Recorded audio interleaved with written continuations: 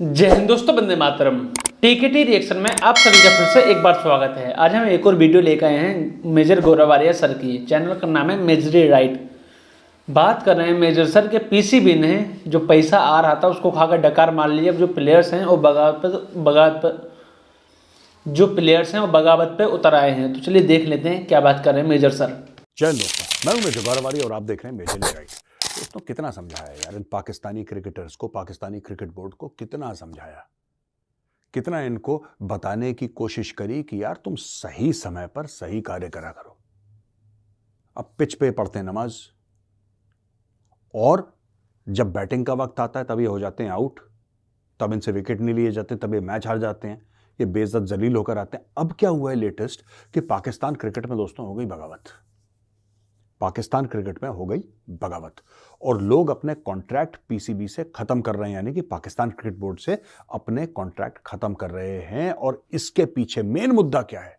Main मुद्दा यह है खजूर, पैसे के लिए। तो सबसे पहले मैं आपको थ्योरी बता दूं पाकिस्तानियों की, इनकी थ्योरी क्या है, फिर मैं आऊंगा ये खबर क्या है।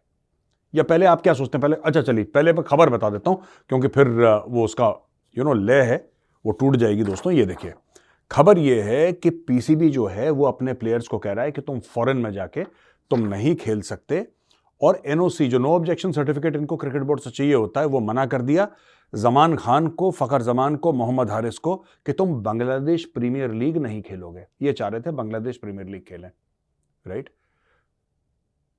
अब इनका मन था कि हम बांग्लादेश प्रीमियर लीग खेलें क्योंकि वहां पर मोटे पैसे मिलने थे, क्योंकि बांग्लादेश की इकोनॉमी अच्छी चल रही है। इनका पाकिस्तान को बेड़ा ही गर्क हो रखा है।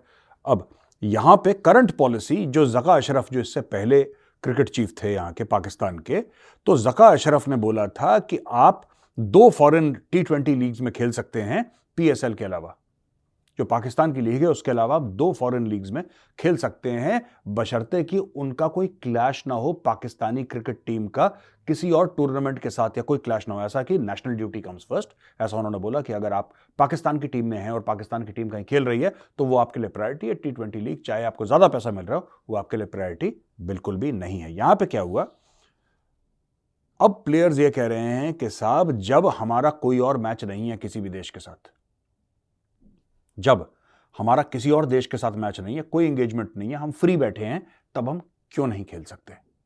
और प्लेयर्स का सवाल गलत नहीं है, उनकी ये जो मांगे हैं मुझे नहीं लगता गलत है। अगर इनकी नेशनल ड्यूटी के बीच में नहीं आ रही तो इनको खेलने देना चाहिए इनको, पाकिस्तानियों। और ये कह रहे हैं कि साहब, लेकिन बोर्ड ने क्या बोला है, जो पाकिस्तानी क्रिकेट बोर्ड है, पाकिस्तानी क्रिकेट बोर्ड बोलता है कि यार तुम्हें देखिए 6 मिलियन रुपीज तक इनको सैलरी मिलती है, यानी कि 60 लाख पाकिस्तानी रुपए तक इनको सैलरी मिलती है। मुझे नहीं पता महीने की मिलती है, साल की मिलती है क्या, I don't know the figures, because Pakistani 60 lakh रुपए is less than 20 lakh Indian rupees. तो अगर ये 20 लाख रुपीज एक इंटरनेशनल क्रिकेटर के साल में मिलती है तो मुझे लगता है सैलरी बड़ी कम है। अगर महीने की मिलती है तो चलिए हम मान सकते हैं कि चलो ठीक है, लेकिन मुझे ऐसा लगता है कि इंटरनेशनल क्रिकेटर्स को खेलने देना चाहिए जो पाकिस्तान के हैं। एक तो ये बात है, लेकिन असली बात यह है कि 28 अक्टूबर 2023 में बाबर आजम, जो पाकिस्तान का उस जमाने में कैप्टन भी था और इनका टॉप बैट्समैन है बाबर आजम, उसने लगातार जका अशरफ को टेक्स्ट मैसेज किए कि सर ये हमें दिक्कत हो रही है, हमारी सैलरीज नहीं मिल रही, इतने महीने हो गए हम मुल्क के लिए फिर भी खेल रहे हैं, लेकिन हमारी तनख्वाहें हमें नहीं दी। तो बेसिकली क्या है कि पाकिस्तान का जो क्रिकेट चीफ है उसने पैसे खा लिए और उसने तनख्वाहें दी नहीं प्लेयर्स को। और बाबर आजम का टेक्स्ट मैसेज जा रहा है, वो जवाब ही नहीं, उसने ब्लॉक ही कर दिया होगा बाबर आजम को, कह रहा बहुत चूं चूं करता है। अच्छा, प्लेयर्स इसलिए भी नहीं बोलते पाकिस्तान में, डर के मारे कि यार बोल दिया फिर पता ना सिलेक्शन नहीं होगा, क्योंकि पाकिस्तान में बड़ा फ्यूडल माहौल है ना। पाकिस्तान में आप सभी ने ड्रामा तो देख ही लिया होगा। उस समय पर इंडिया के अंदर ही क्रिकेट हो रही थी, वर्ल्ड कप चल रहा था और काफ़ी ज़्यादा कंट्रोवर्सी हुई थी इस चीज़ को लेकर कि व्हाट्सएप जो चैट थी उसको वायरल कर दिया गया था, और भी काफ़ी सारी चीज़ थी जिसको वायरल कर दिया गया था। वीडियो कॉल, जो कॉल वगैरह थी उसकी डिटेल्स निकल के आ रही थी, रिकॉर्डिंग्स निकल के आ रही थी, क्योंकि पाकिस्तान में सबसे ज़्यादा यही चलता है। जो इनकी फौज है वो भी यही काम करती है, कभी इमरान खान की वीडियो ला देती है, कभी किसी की वीडियो ला देती है, कभी किसी की वीडियो वायरल कर देती है, ये सब कुछ चलता रहता है। तो ऐसे ही व्हाट्सएप चैट भी वायरल हो रही थी, उसके बाद में काफ़ी ज़्यादा ड्रामे भी हुए हैं पाकिस्तान के पीसीबी में, ये सब कुछ देखने को मिल रहा है। और जो अब हो रहा है वो भी ड्रामा ही है। ऐसे पाकिस्तान में नए नए ड्रामे होते रहते हैं, हर रोज की बात है ये तो। डेमोक्रेसी तो है नहीं, कहीं पर भी नहीं है। तो पाकिस्तान में बड़ा फ्यूडल माहौल है। अगर बड़े साहब जिले इलाही के खिलाफ अगर आपने जबान खोल दी तो भाई फिर तो आपका क्रिकेट टीम में सिलेक्शन नहीं होगा, ये बात तय है पाकिस्तान में। अब एक और केस हुआ था कि ये ज्यादा जब उछल रहे होंगे कि हमें ये दो हमें ये दो, तो उसने बोला रुक जा बेटा, अब तुम्हें टाइट करते हैं।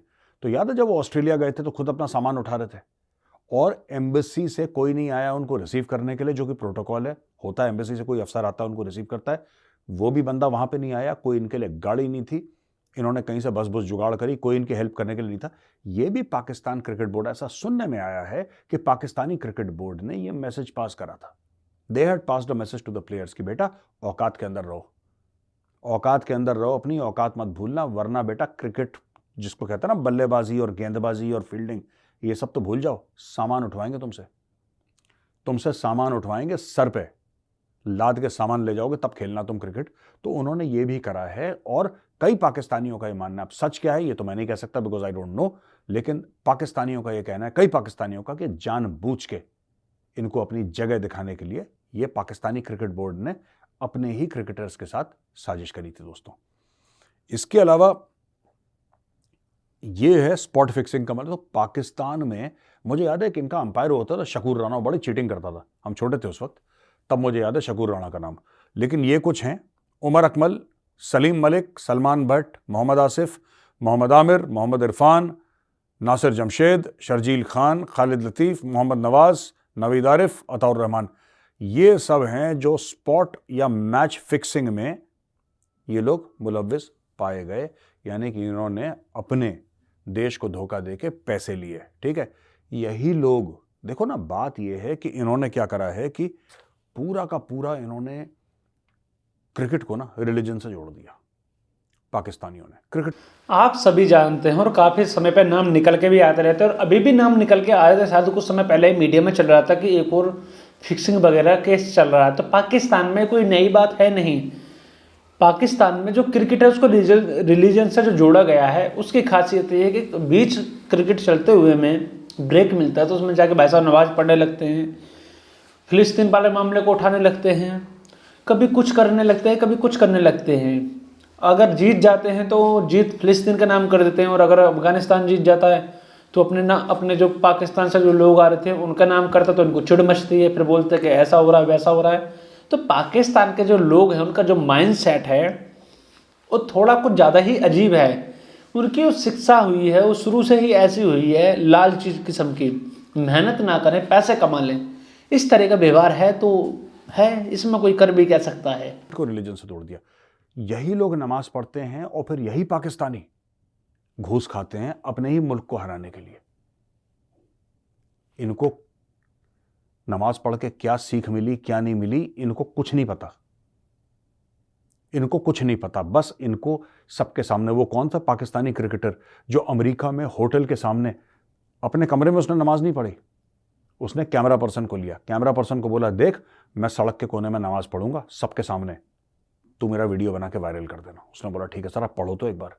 उसने अपने अमेरिका में होटल में रह रहा था, होटल में उसने नमाज नहीं पढ़ी कमरे में, वो नीचे आया सड़क पे उसने नमाज पढ़ी। सब लोगों ने बोला देखो क्या अच्छा आदमी है, क्या बेहतरीन आदमी है।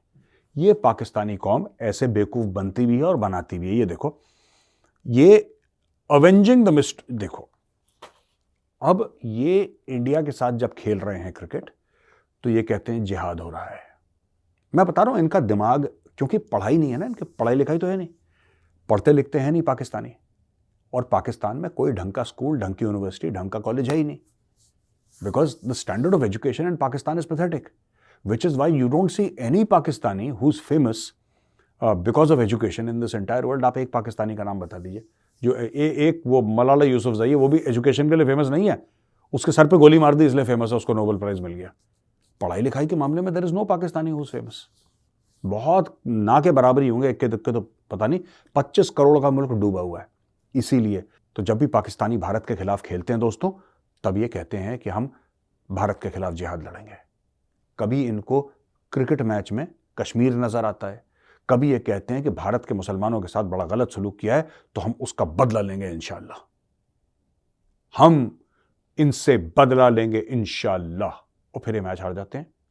पर डायलॉग तो मार दिया। कभी कभी शेख रशीद जैसे इनके पॉलिटिशियंस कहते हैं कि भाई ये जो भारत के साथ हम मैच जीते हैं, मतलब 10 मैच में से 1 जीत गया तो कहता है कि इस्लाम की जीत है। ये पाकिस्तान का sitting minister at that point in time, ये सिटिंग। इस बात पे तो बहुत ज़्यादा कॉमेडी भी हुई थी और पूरी दुनिया ने ही हंसी मजाक उड़ाए थे इन लोगों के कि अगर इस टाइम पर इस्लाम जीता है तो जितने भी मैच हारा है तो क्या इस्लाम सारे मैच हार गया है? इस्लाम की हार हुई है। बल्कि जो इनके देश के लोग थे उन्होंने ही इनके जुतरम पतरम अच्छे तरह से करा था। ट्विटर पे आप सभी ने देखा भी होगा, काफ़ी ज़्यादा बेइज्जती हुई थी इस समय प्रिंट की। यही बोलते हैं कि घंटियों की आवाज़ बंद करवा देंगे, बिरला मंदिर, ये सब बकवास, पाव पाव किलो की बम, इस तरीके अजीब अजीब बातें करते हैं। बकलोल टाइप के हैं ना, समझ में नहीं आता कौन सा शब्द कहाँ से बोलने हैं, लेकिन बोल देते हैं। मिनिस्टर था तब इसने बोला था, जब इंडिया 1 मैच हारा तो इसने बोला साहब ये तो एक्चुअली पाकिस्तान की नहीं, ये तो इस्लाम की जीत है, मैं मुबारकबाद देना चाहता हूं। कहता मैं भारत के मुसलमानों को भी मुबारकबाद देना चाहता हूं, मैं दुनिया भर के मुसलमानों को मुबारकबाद देना चाहता हूं। मुझे एक बात समझ में नहीं आई, जो बाकी 9 मैच हारे वो इस्लाम की हार थी? ये शेख रशीद ने इस सवाल का जवाब नहीं दिया। तो दोस्तों इस तरीके से ये इसका बेड़ा गर्क इसलिए हो रखा है। ये इन्होंने क्या है कि इनकी टीम में 11 मौलवी हैं, इनकी टीम में 11 मौलवी हैं, वो भी मुनाफिक मौलवी, ढंग का मौलवी भी नहीं है उसमें कोई, और क्रिकेटर एक नहीं है, सब के सब नमाजी। लेकिन नमाज पढ़ो, अच्छी बात है, पढ़नी चाहिए तुम्हें, क्रिकेट तो खेलो यार, मैच तो जीतो, तुम्हारा काम है मैच जीतना, वो तुम करते नहीं हो। दुनिया भर के और जितने भी काम हैं तुम्हें सारे के सारे करने। अब इन्होंने बगावत कर दी, अपने देश के क्रिकेट बोर्ड से इन्होंने बगावत कर दी, क्योंकि इनको विदेश जाना है और उनको डॉलर कमाने हैं। किसी को $1 लाख, किसी को $2 लाख, किसी को $3 लाख मिलने वाले हैं। और भाई पाकिस्तान गया भाड़ में खजूर। तो आप सभी ने देख ही लिया, और मैं आपको जानकारी देता चलूँ कि पाकिस्तान की हालत वैसे ही खस्ता है, और पाकिस्तान की जो पीसीबी है वो सोचती है कि जैसे हिंदुस्तान कंट्रोल करता है सब चीज़ों को, वैसे ही हम भी कंट्रोल कर लेंगे। आप सभी जानते हैं कि हिंदुस्तान के प्लेयर हैं वो किसी भी और लीग में नहीं खेल सकते हैं। जब तक कि बीसीसीआई के साथ उनका कॉन्ट्रैक्ट है, जब तक वो किसी और लीग में नहीं खेल सकते। और पूरी दुनिया जानती है कि जब तक इंडिया के अंदर बंदा बीसीसीआई के साथ जुड़ा है, जब तक ही उसकी वैल्यू बहुत अच्छी रहती है, बाद में उसको छोड़ दिया जाता है और जो नए आते हैं उनको देखना चालू कर दिया जाता है। और भारतीय सिस्टम जैसा सिस्टम बनाने में पाकिस्तान को काफ़ी ज़्यादा टाइम लग जाएगा, और पीसीबी को भी साथ के साथ समझना चाहिए क्या क्या प्रॉब्लम आ रही हैं। और पैसे भी जिस तरह के पैसे दिए जाते हैं पाकिस्तानी क्रिकेट टीम को काफ़ी ज़्यादा ख़राब हैं। हिंदुस्तान की टीम को आप देख लीजिए कितना पैसा मिलता है, हमारे लोगों को देख लीजिए कितना अच्छा खेलते हैं, कभी आपको धर्म की बात नहीं निकल के आएगी सामने।